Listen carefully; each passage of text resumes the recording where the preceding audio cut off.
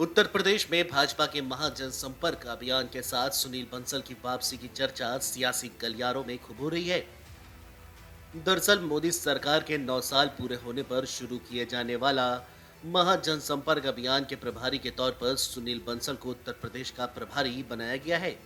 चर्चा अब ये भी हो रही है कि यूपी में बीजेपी को लोकसभा चुनावों में मैजिक फिगर तक पहुंचाने वाले सुनील बंसल आने वाले चुनाव में परोक्ष या फिर अपरोक्ष रूप से उत्तर प्रदेश की कमान संभालेंगे।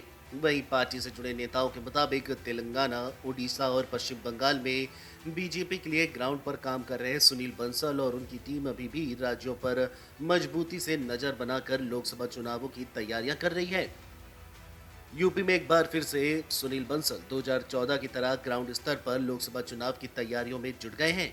बीजेपी से जुड़े नेताओं के मुताबिक यूपी में शुरू हुए इस महाअभियान में सुनील बंसल अपनी रणनीति के मुताबिक उन जिलों पर और ज्यादा फोकस कर रहे हैं जहां पर बीजेपी लोकसभा का चुनाव हार गई थी।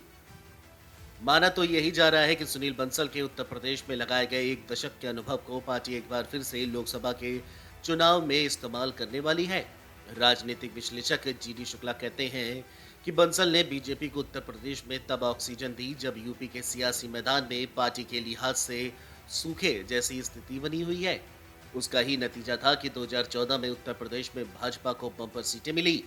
2019 के लोकसभा चुनाव में सीटें कम हुई तो 2024 के लोकसभा के लिए एक बार फिर से सुनील बंसल पर बड़ा दाव आजमाया जाने लगा।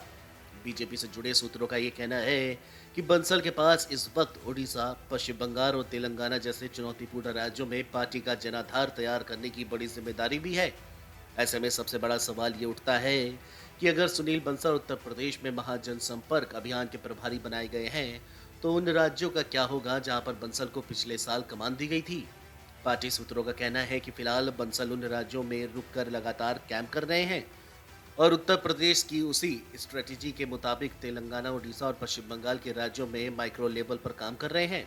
पार्टी से जुड़े वरिष्ठ नेता ये बताते हैं कि पार्टी को उन राज्यों में बूथ स्तर पर संगठन को मजबूत करने के लिए पूरी रणनीति तैयार की गई है।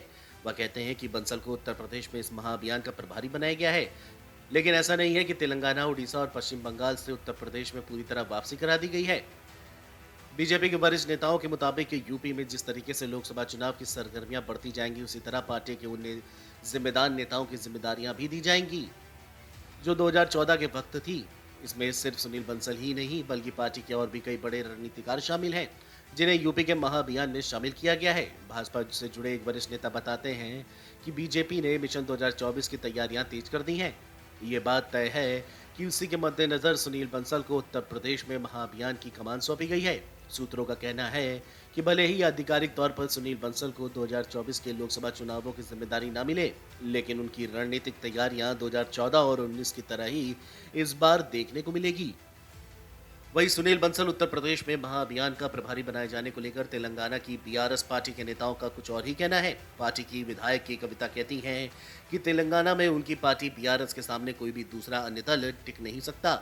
इसके पीछे उनका अपना तर्क है कि नए राज्य बनने के साथ ही राज्य के मुख्यमंत्री केसीआर ने जिस तरीके से राज्य में विकास का काम किया है और लोगों के साथ हर वक्त खड़े रहे, उससे बीजेपी हो या कोई अन्य दल का रणनीतिकार, उसका राज्य में फिलहाल ना तो कोई जनाधार है और ना ही कोई रणनीति काम आने वाली है।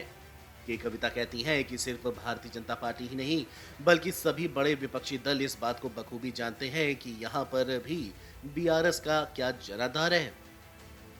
वीडियो डेस्क अमर उजाला.com। मन से उजाला कर चले, मन से